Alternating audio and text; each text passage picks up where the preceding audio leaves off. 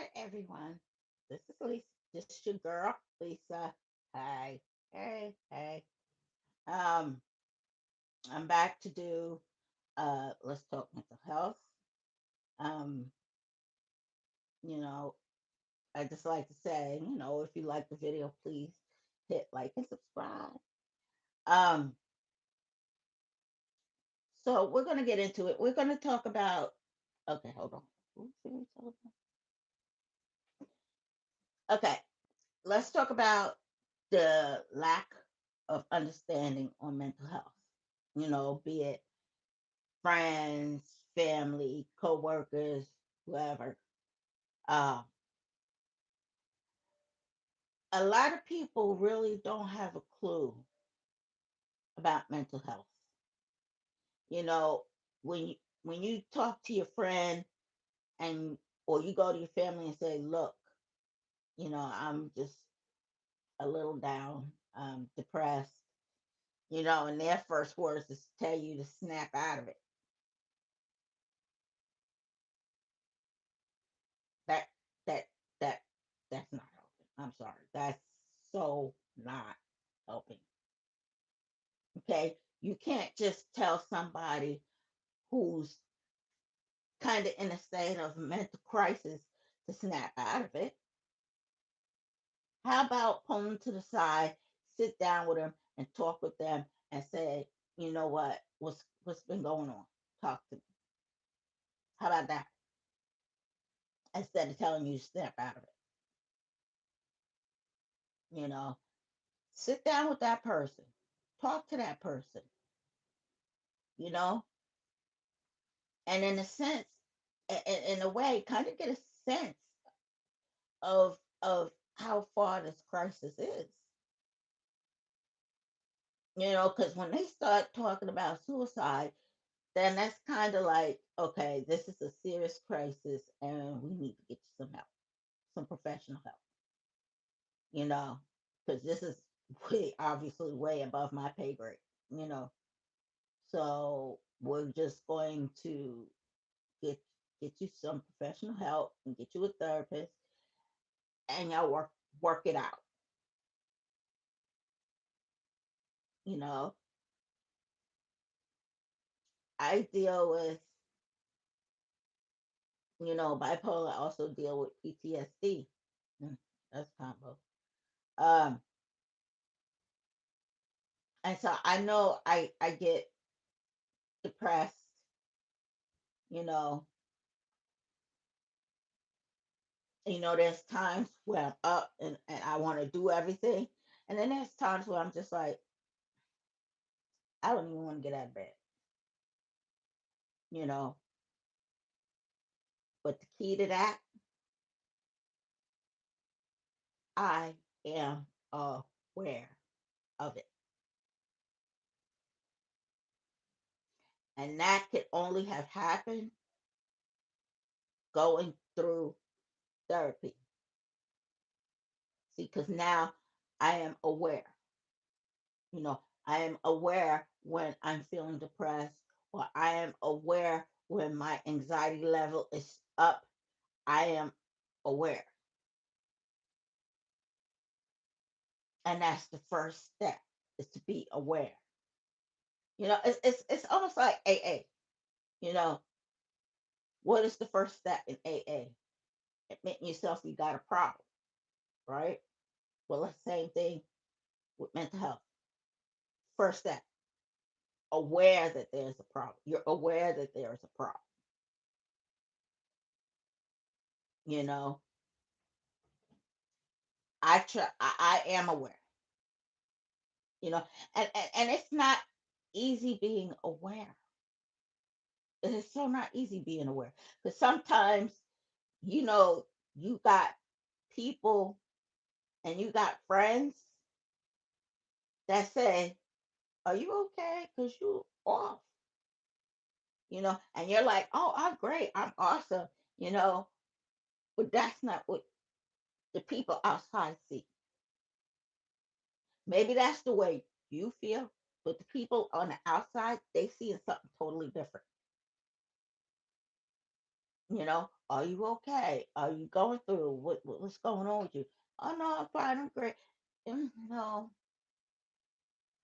you know, that's why, like for me, my first step is always being aware and being in tune to my emotions and my feelings. Because when I am depressed, I know it, and I'm like, okay, okay, I'm not good. You know, I'm not good today. I just don't want to talk to nobody. I just want to stay in bed and sleep all day. And that's not healthy either, you know, because it's so easy, the way I look at it, it's so easy to go, I, you know, I really don't want to talk to nobody. I really don't want to deal with nobody there. And that's the main time that you should be talking to somebody. Because whatever thing you're going through, you know, talk to them. Maybe they can help you through, or maybe point you in the right direction that'll help you through, you know, because when you got people that understand what you're going through and that really loves you, they're going to have your back. And a lot of times you may not want it, you know, because I know how I was, a lot of times you may not want it. But the thing is, whether we want it or not, that's irrelevant. It's what we need, you know. What we want is is so irrelevant. You know, my mom used to have this saying to me when I was a kid coming up. Whenever we went to the store or something, I go, "Oh, I want that, I want that," and my mom would turn around and look at me. You know what? You old enough for your wants not to hurt you. I never understood what that meant till I got older. Because a lot of times it's not always about what we want; it's what we need. you know. And, when you're dealing with mental health issues, you know, you're going to get some kind of pushback. You're going to get some kind of reluctance because they feel like they don't need it. They feel like they don't want it. But it's not what you want, it's what you need. Two different things, you know?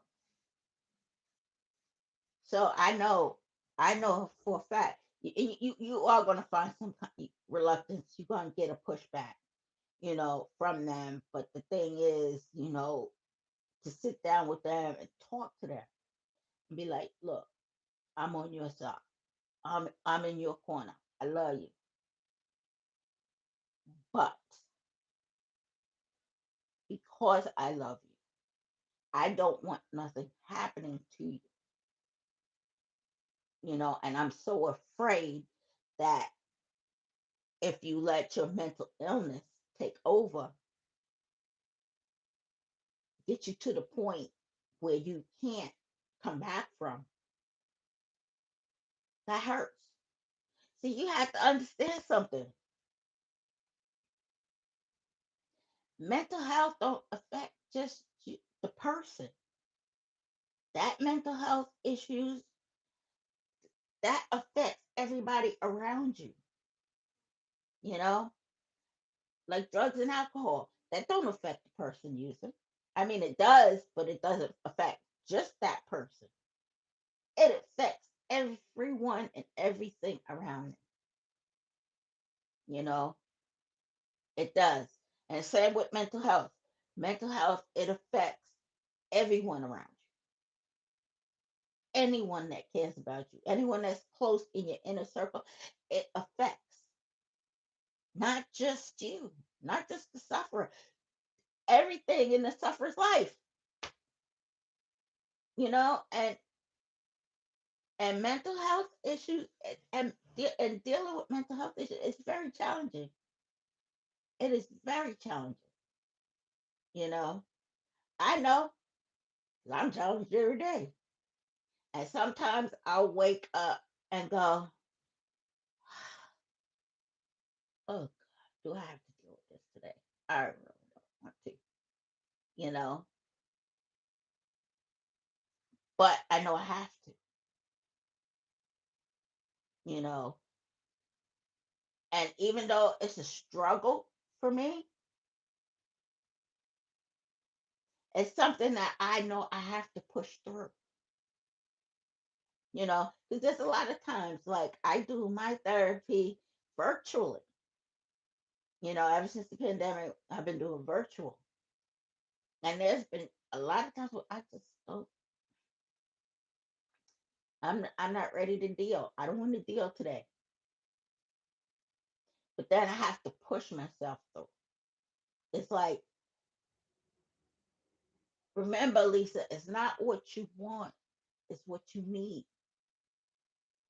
What you want is irrelevant. It's what you need that's important. And then I'm like, okay, okay. And then I wind up doing my therapy, you know. But it's a struggle because there are times where I just don't want to deal with the things, you know, that get like the PTSD, my rapes and my sexual assaults. I don't want to deal with that because the stress is too high. My anxiety level gets way up here, you know? And I notice that whenever I do my one-on-one virtual therapy and even my group therapy, my doctor went out on maternity leave, so I was doing, the group virtual therapy sessions. And you know, the second the 11th week, the 11th week, right? I actually went into detail about the sexual assault on active duty. And I knew I was going to do it because I volunteered to do it. But I knew my anxiety level was so way up, you know, because I had really gone into the details in many years, you know. I usually just tell people, okay, this happened, you know. But as it's going through, I noticed that my anxiety level was so high. I mean, it was really high, you know. And after I told my story and after the group therapy session ended, about 2 minutes after it ended, I noticed I had like this sharp pain in my chest. And at first I said, oh my God, I'm having a heart attack. But then I realized that the pain wasn't on my left side, it was on my right side, and it would not go away. You know, it wasn't until I got sick because that's how bad it hurt, it made me sick. And I went upstairs and I shut down everything and I got in the bed and I just laid down and I was out of commission for the rest of the day. Now, the next day when I woke up, I was fine, you know. So there is a connection between mental health and physical health, you know, that it you know, we'll get into that another time. But, there is a connection between mental health and physical health, you know, and that proved my point when that happened, you know. Um, so, I'm trying to do this and bring awareness to people to let you know that it's okay not to be okay.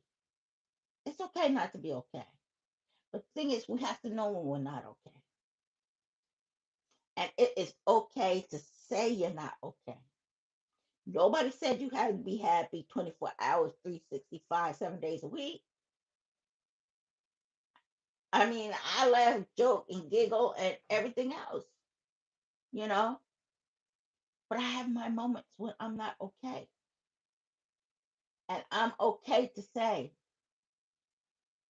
not today. I'm not okay. Not okay. It's okay to say that, because then people will understand. Well, I'm not going to say uh, everybody, but there's some people that may understand. Okay, she's not in a good place right now, so we just kind of back off a little bit, you know, but in the same token, we're going to give up our ear, our shoulder, you know what I'm saying? You need to talk about it. Hey, I'm a phone call away. My door is always open. If you ever need to talk about anything that you feel, whatever you're going through, I am here. You know, you don't have to go through this alone. See, and that's one of the problems too with mental health issues. People suffer from mental health because they feel like they the only one. They feel like they the only one. That there's nobody else out there that's going through anything remotely close. Not true. Not true. There's a lot more people out there that understand and feel and empathize with you than you realize. You know. Now I love the group therapy that I was doing. So when my doctor came back off for leave, she's like, one of the questions she asked is, well, what you like about it? And my first answer was, I loved the camaraderie. I love the fact that I knew I wasn't the only one, you know. And it's like I said, I developed the motto that even though the situations are different, the end result is always going to be the same, you know. And so the thing is to, you know, kind of create a community where we could all talk safely and and just talk, whatever we going through, you're not alone. You're so not alone. I felt alone, but then I found out I wasn't alone. So that made me a happy camper. Hey, to know that there's other people that can empathize with what I'm going through because they've been through it or going through it,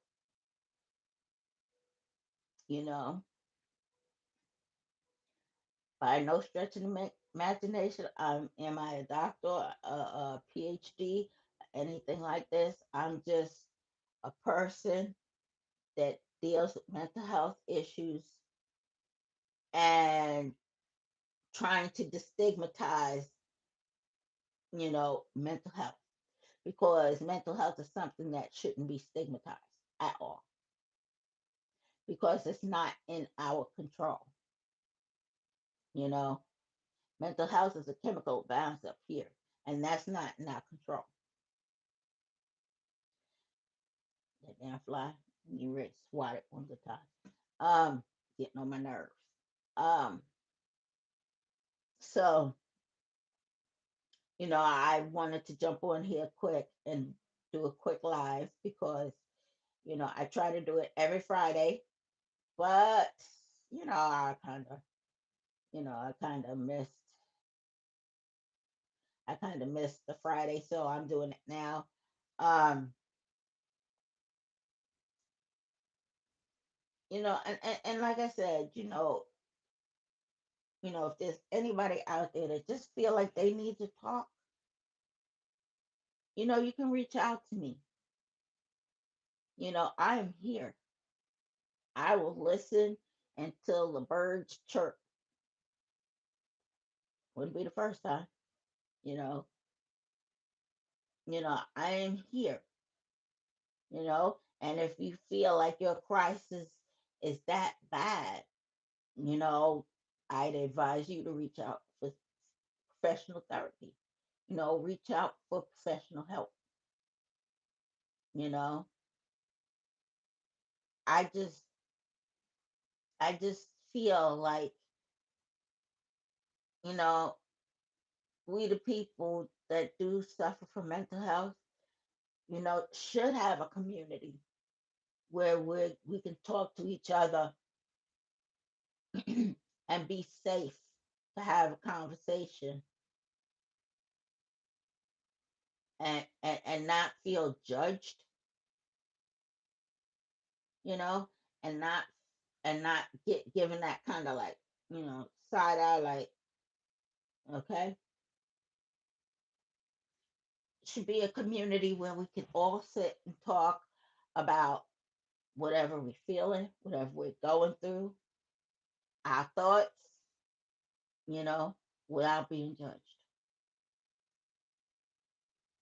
Maybe like a little jokey joke from time to time, but that wouldn't be a judging, that's because you probably said something funny that made us laugh, you know, but there would be no judgment,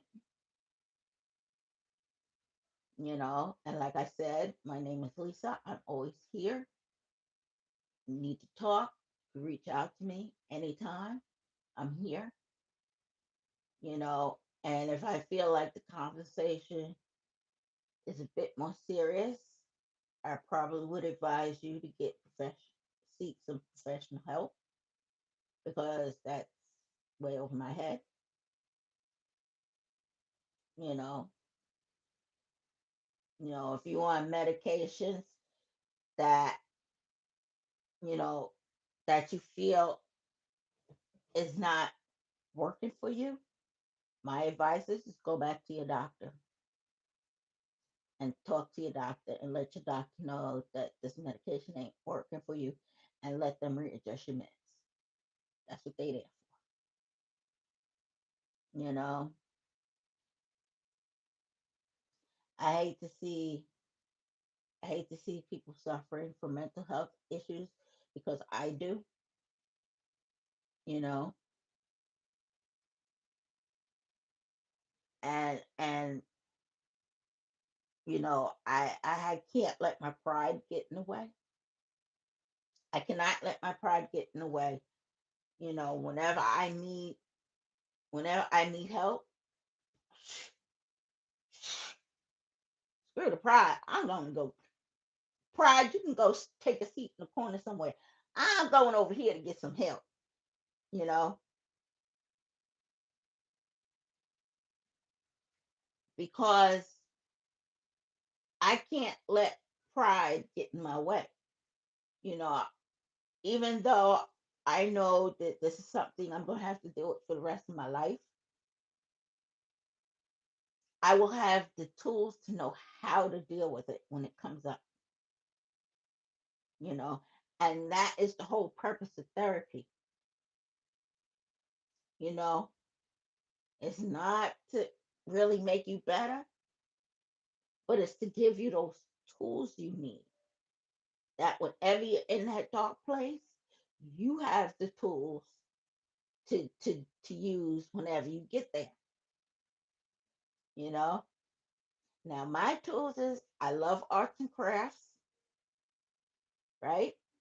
I love me some arts and crafts, and I do journal, and it helps me stay out of my head, you know. So and and when I went to treatment, one of the questions is, well, what are your hobbies? I'm like, well, what that got to do with that?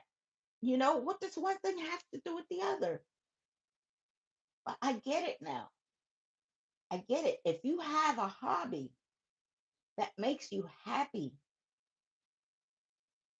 it helps you from staying in here. You know, it's like they say, the idle mind is a devil's workshop. when you're in when you in your hobby, like mine is arts and crafts. So whenever I'm doing my arts and crafts, I am not here, and I'm also happy because I'm in my little happy place because I'm doing my arts and crafts. You know, I love it. I love it. You know, and that's the thing that I would advise to other people.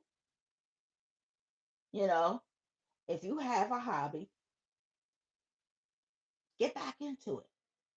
No matter how long you've been away from it, because God knows it's been many years since I've been away from doing arts and crafts, and I just came back into it. Regardless, go back to it. Get back to your happy place. You'll never be the same person that you was, but that don't change your hobbies. That don't change what you used to love to do. You know, I used to love doing arts and crafts. I still love doing arts and crafts. Shoot, I'm finding new ways to do arts and crafts. Shoot. Hmm. So, with that being said, yeah, I can be a little silly. You know, I had my friends say, "You like, girl, you crazy as hell." I know that. Sometimes I can be batshit crazy, but that's okay. Because we all need to laugh. You know, and the one thing I believe in is laughing at yourself. I ain't even gonna front. I laugh at myself at least twice a day for doing some stupid stuff. I'm like, what the, the hell? Like, okay, a couple of weeks ago, back up, no, not even a couple of weeks, about a month ago, I was washing my hair, right? I blew it out and everything, and I have like this hot brush, almost like a hot comb, but it's like a brush and it's electric. And so I'm sitting in my room, right? Letting the thing get hot. I'm sitting right there, giggling my little ass off. Wait, just waiting. And I go into the bathroom. I'm after about 5, 10 minutes later, because at this point it should be good and hot. And I pick up the thing and I put it through my hair. And I'm like, wait, I, why is my hair cold? What? And then I looked at the thing. I'm like,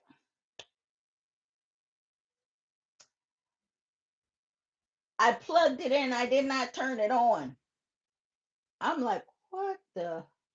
I laughed my butt off. I said, really, Lisa? Really? Really?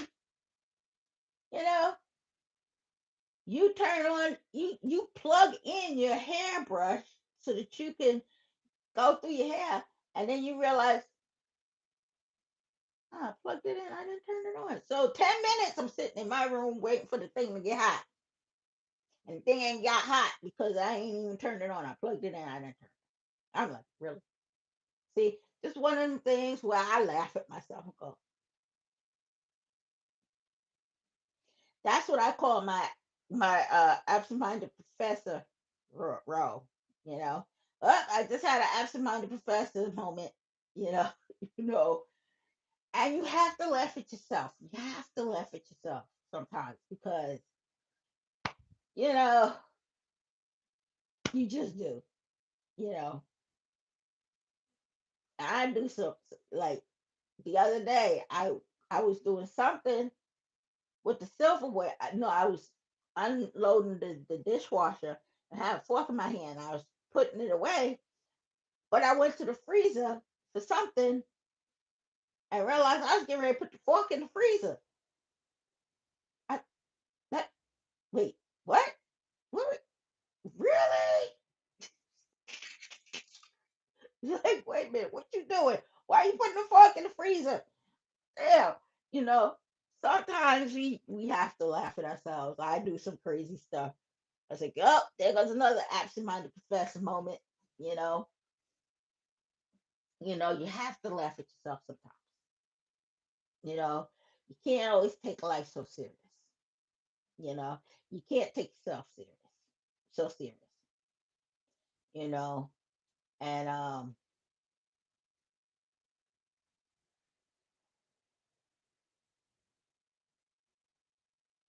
and so it's like, you know, mental health issues, and I know some people today that deals with that, but they refuse to acknowledge it. You know, I cannot deal. I mean, when you something's wrong with you and somebody's saying something's wrong with you, and it's not easy to hear, to hear somebody saying something's wrong with you. What's going on with you. It's not easy to hear that, you know. But at the end of the day, because I've had it happen, and then I would have to go home and go reevaluate myself and go do a motion check and go, yeah, no, that person was right. I wasn't in a good space. You know, I just thought I was hiding it well, but obviously I wasn't hiding at all. If they picked up on it, you know, and so now I just learned to take a deep breath, do a woosah thing, you know, and get it out. I have to talk about it because I'm the type of person that will hold it in and hold it in and stuff it and stuff it and stuff it until eventually it'll take one simple thing and then I will go off like a C4. I would erupt like a volcano. You know, and I don't want to do that. I don't like that feeling, and I don't want to do it to the next person. You know, so whenever I get you know, into that mood, I'm just like, I acknowledge it. I see you. You're there. Now we're going to deal with it, you know? And sometimes I think, and this is just me, sometimes I think that we get so afraid that it makes us not want to deal with it. And I think the number one fear is judgment. We don't want people to judge us thinking that we crazy, you know? But at the end of the day, who gives a damn? You know, I'm going through some things and I know I need to address them and I will, you know. But I don't need you. You judging me is not helping the situation. It's really not helping the situation, because I know we have some family members that do that too. It's like, but you don't understand. And they're like, no, we don't understand. That you can't talk on something that you don't understand. Let me educate you on what it is I'm going through. Let me educate you about mental health. Let me educate you, so that we don't have this, that we need to break the stigma. And the only way we can do that is by educating people that it is not a contagious disease. It's something that you can't get, like the flu or COVID or any of that. It's not a contagion, you know, and this needs to be addressed. You know, I'm doing it because I'm in, the part of my life. Like I said, I'll always deal with my mental health issues, you know, for the rest of my life, you know, and I'm dealing with it the best way I know how. I'm going through therapy, I take medications, you know, I'm doing the best I can with it, you know.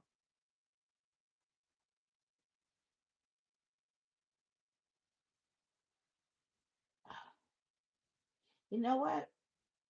I just had an absent moment professor moment. I forgot where I was going with that.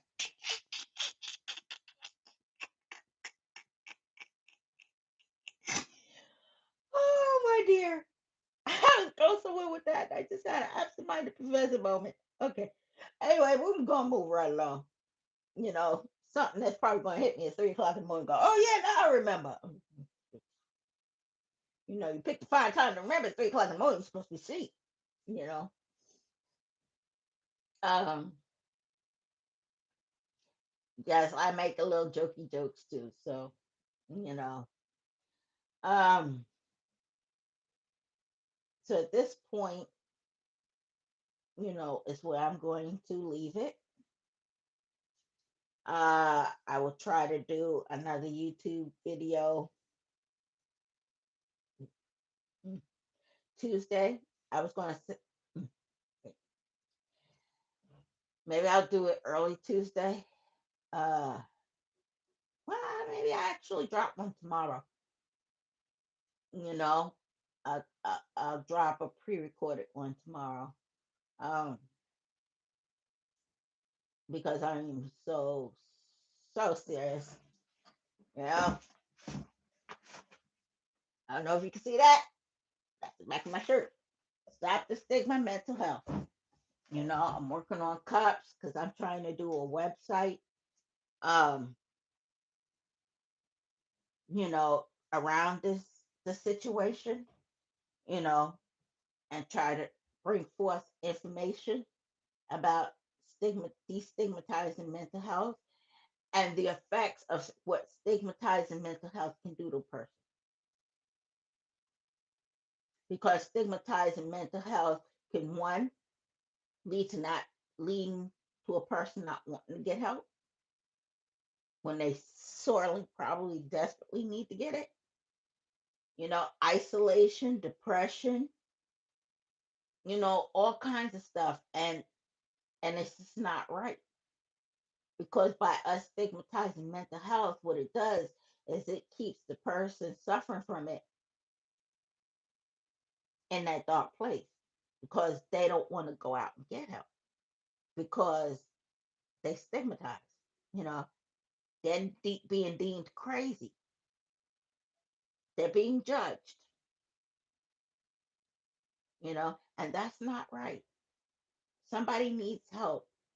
Let them go get help in peace,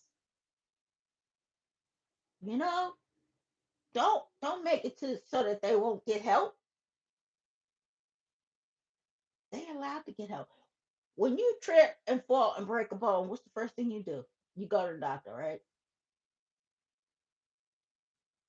Okay. Well, same thing, pretty much. Except what's broken is not a bone.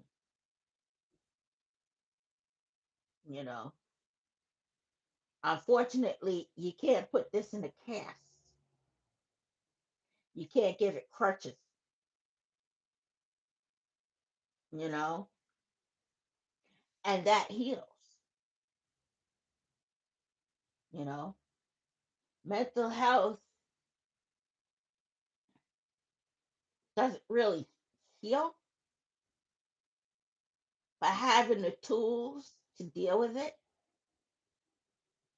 makes it easier. It's like when you lose somebody that you love, you know, and people tell you, time heal all wounds. Okay, well, first of all, that's the worst thing you can say to somebody that's suffering, that's grieving the loss of a loved one. Okay, you don't ever tell them time heals all wounds because it does not, you know. But what it does do is make it a little easier, you know. Are you going to have your moments? Yes. I lost my mother in 89. I mean, excuse me, friend. 88. I lost my mother on Halloween in 88. And I'm her youngest daughter. God knows I miss that woman every day. You know, at time it made it easier, but I had my moments. Mother's Day, holidays, her birthday. I get into that spot. But the key is I acknowledge it. I know what it is, and I can acknowledge it. So I can tell people, look, I'm not in a great headspace. This is a bad season for me. This is my mom's birthday. This is her death date coming up, holidays. I'm not in a good space, you know, and that's the thing. We got to acknowledge it, you know. Now, I'm doing this new thing because at night when I sleep, I'm not really sure if I'm tossing and turning or if I'm fighting in my sleep. Now I'm beginning to think that maybe I'm fighting in my sleep because I had nails, but I had to recently cut them down because now I'm waking up with all kinds of scratch marks all over myself. So I don't think I'm actually tossing and turning as much as I am fighting and scratching myself up in the process because this is all taking place when I'm asleep. So I I had to cut my nails down, you know. Um, and that's just part of, you know, what I'm going through. That's just part of the PTSD, you know, the nightmares. I thought it was just tossing and turning, but it seems like might be actually frightened, waking up with scratch marks all over me.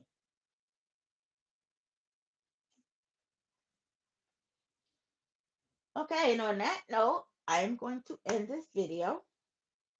Like I said, I'll probably drop a recorded one tomorrow. Whoever's watching out there, hey, you know, um, I will definitely drop another one. Yeah, I could drop one tomorrow because my appointment's not until 5 o'clock tomorrow. So I could do a drop a pre-recorded one tomorrow. Um, but on that note, I wish everybody take care, stay safe, stay blessed,